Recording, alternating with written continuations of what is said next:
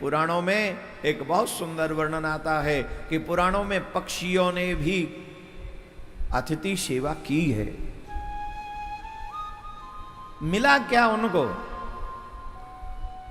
प्रश्न ये उठता है, इतनी अतिथि सेवा की तो उन पक्षियों को मिला क्या? बोले शायद तुम्हें जाने के बाद तुम्हारे घर वाले भूल जाएंगे, लेकिन उनके उस सत्कर्म के कारण आज वो पुराणों में विराजमान है और हर व्यासपीठ उन्हें गा रही है। कौन कह रहा है वो मर गए? कौन कह रहा है? क्या वो नष्ट हो गए?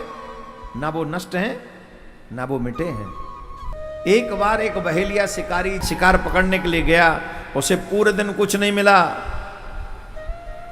वह धूप ताप से अत्यंत पीड़ित हो गया। उसके जाल में बस एक कबूतर फंसा था। कौन फंसा था? एक कबूतरी फंसी थी मात्र, और उस कबूतरी को लेके वो बैठा हुआ था एक पेड़ के नीचे। रात्रि होने पर एक वृक्ष के नीचे बैठ गया। उसी कबूतरी का पति कपोत उसी वृक्ष पे बैठा हुआ था। उसी वृक्ष पे बैठा हुआ था कपोत भी। जैसे आप लोग पति पत्नी होते हैं वैसे हर मतलब वहां फेरे नहीं होते, जयमाला नहीं होती, फोटो सेशन नहीं होता, बाकी सब होता है। आई थिंक उन्हें बॉयफ्रेंड गर्लफ्रेंड बनाने की जरूरत नहीं है, वो ऑलरेडी पति पत्नी ही है, ऐसे ही भाव में रहते हैं। यही उनका धर्म है। और बाल गोपालों को भी पहचानते हैं और उन्हें भी पालते हैं। वो आप समझ रहे हैं, उन्हें भी प्यार से पालते। उन्हें पता है कि हमारे बच्चे हैं।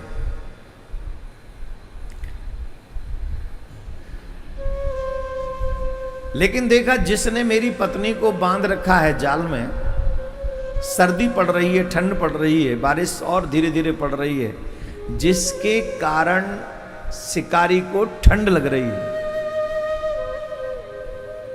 शिकारी को ठंड लग रही है। तो जाल में फंसी हुई कबूतरी ने अपने कपोत माने अपने पति से कहा, हे नाथ, हमारे द्वार पर एक अतिथि आया है। हमारे द्वार पर एक अतिथि आया है और गृहस्थ होने के नाते हमें अतिथि की सेवा करनी चाहिए। आप अतिथि सेवा करो, गृहस्थ धर्म का पालन करो। क्या आप भूल रहे हैं कि अतिथि की सेवा न करने पर, अतिथि के निराश होने पर गृहस्थ में किए हुए सत्कर्म उसी समय सारे नष्ट हो जाते हैं। अगर द्वार पर अतिथि आए और हम उनकी सेवा न करें तो हमारा जो सत्कर्म है जीवन भर का वो नष्ट हो जाता है। इसलिए प्रयास पूर्वक अतिथि को संतुष्ट करना चाहिए, सामर्थ्य अनुसार करे। तो कपोत ने पूछा, देवी बताओ मैं क्या करूं? बोले, ये बताने वाली बात कहां है? ठंड पड़ रही है, अतिथि को ठंड लग रही है, आप व्यवस्था करो अग्नि की कहीं से। बोले, मुझे तो तुम्हें देख देख के ही दुख हो रहा है कि इसने तुम्हें बंदी बना रखा है, अब तुम्हारा जीवन ज्यादा नहीं है। बोले, मेरे जीवन की चिंता मत करो, अपने धर्म की चिंता करो। देखो, ये आज अपने आप को 99% हिंदू कहने वाले लोग, सनातनी कहने वाले लोग, अपने दिल पे हाथ रख के ईमानदारी से बताओ, धर्म की चिंता है क्या?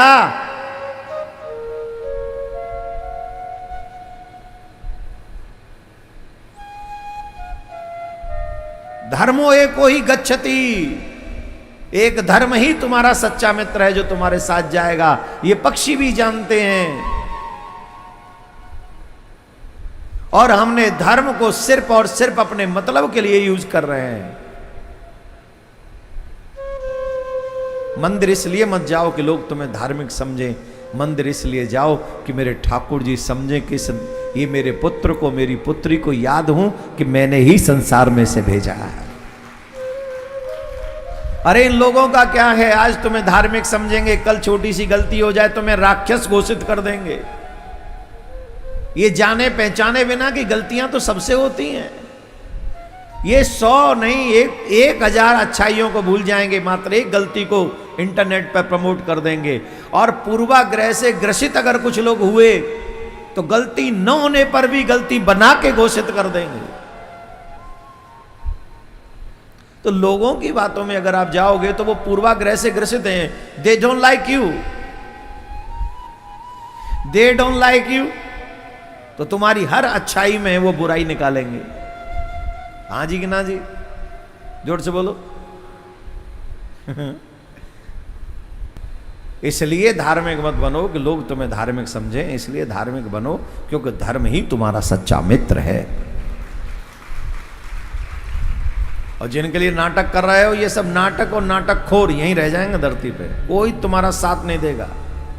कबूतरी ने कपोत से कहा कि डोंट थिंक अबाउट मी,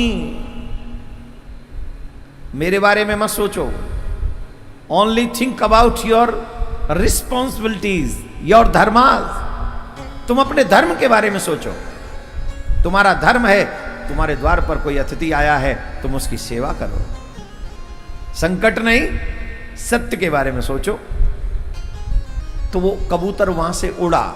देखो इसलिए इसको धर्मपत्नी कहते हैं। ये अपने पति को प्रेरणा दे दे के जो अपने पति को, पतित पति को भी प्रेरणा दे दे के भागवत पंडाल में बैठाल दे, समझ लो वो धर्मपत्नी है। और जो पत्नी प्रेरणा दे दे के चलो जी आज डिस्को चलते, चलो जी आज थिएटर चलते, चलो जी आज घूमने चलते, चलो जी आज बीच पर ठन्ना ठन्ना करेंगे, जो ऐसी ऐसी चीजों को करती हैं उन्हें कम से कम धर्म पत्नी तो नहीं कहा जा सकता। जहां धर्म इन्वॉल्व हो, धर्म में ही प्रेरित करती हूं अपने पति को, वही धर्मपरायणा पत्नी धर्म पत्नी कहलाती हैं। आजकल तो हमने सुना है पति पत्नी दोनों बैठ के सियावर रामचंद्र की जय। हाँ, अच्छा मैंने गलत सुना है कि सही सुना है? ये सही है गलत है? दोनों पति पत्नी बैठ के पी रहे हैं। मैं ये नहीं बोलूंगा क्या पी रहे हैं, हो सकता है वो गन्ने का जूस पी रहे हो, पर वो तो उन्हें भी पता है कि कैसा गन्ने का जूस पी रहे हैं वो। उनमें से तो कई इतना जूस पी लेते हैं कि शाम को ड्राइविंग करने लायक भी नहीं बचते। दिखाई नहीं पड़ रहा, ये गन्ने का जूस का हाल है। अब बताइए ये दोनों कहां जाएंगे?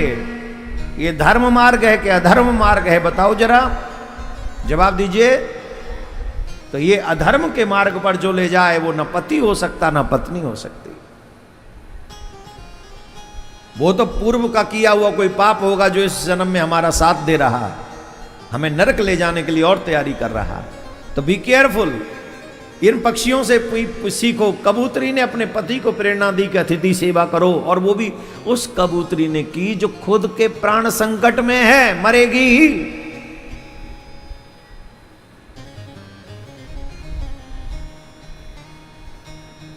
मरेगी ही। पति उड़ के गए, कबूतर कहीं से लाए सूखी लकड़ी, और ऐसी लकड़ी लाए जिसमें अग्नि जल रही थी। कई आश्रमों में होती है ना, लकड़ी वकड़ी होती है, अग्नि जलती रहती है, वहां से उठा कर लाए और उस शिकारी के पास में रख दी। और ऑलरेडी जो और लकड़ियां उधर आसपास में थी वो उसके ऊपर रख दी। तो धीरे धीरे धीरे धीरे अग्नि प्रज्वलित हुई, और अग्नि प्रज्वलित होने से उस शिकारी को ठंड से राहत होने लगी, ठंड से राहत होने लगी। संकट में फंसी अपनी पत्नी से कहा कबूतर ने, देवी अब तो अतिथि सेवा हो गई, अब तो गृहस्थ धर्म बच गया। बोले अभी भी नहीं बचा, सुबह से दोपहर से शाम तक ये भूखा डोल रहा है, कम से कम अतिथि हमारे घर पे भूखा तो नहीं सोना चाहिए। कुछ ऐसा प्रयास करो जिससे अतिथि की भूख मिट जाए। कबूतर ने कहा अब क्या लाऊं? बोले अब क्या लाऊं?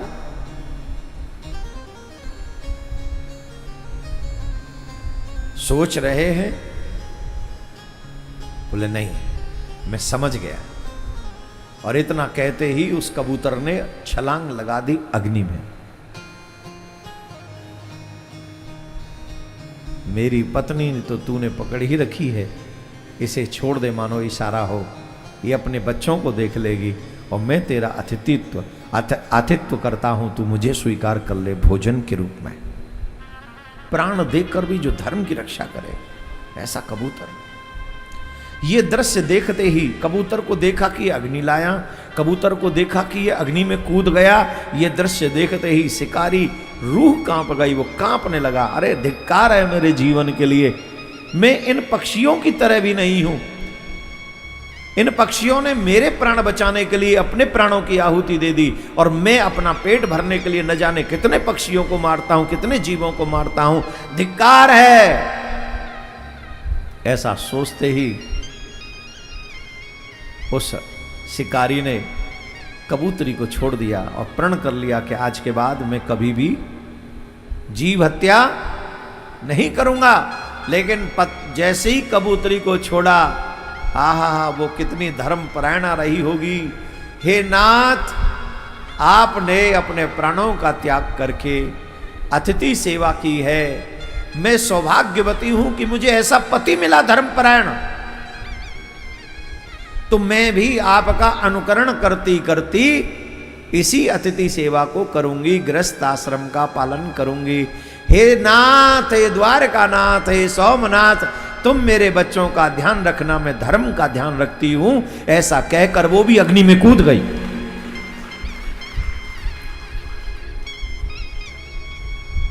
शिकारी फूट फूट के रोने लगा। और सच तो यह है, पशु होकर भी पशु सिर्फ लिमिट की हिंसा करते हैं, और मानव होकर भी मानव अनलिमिटेड हिंसा कर रहा है। ये जीव हत्या कर रहा है, ये अपने रिश्तों की हत्या कर रहा है, समाज की मर्यादाओं की हत्या कर रहा है, बुद्धि में अच्छे विचारों की हत्या कर रहा है, अपने परिवार और परिवार के संस्कारों की हत्या कर रहा है। मुझे नहीं लगता कि इस समय मानवों से ज्यादा कोई हत्यारा कोई इस पृथ्वी पे इस समय है।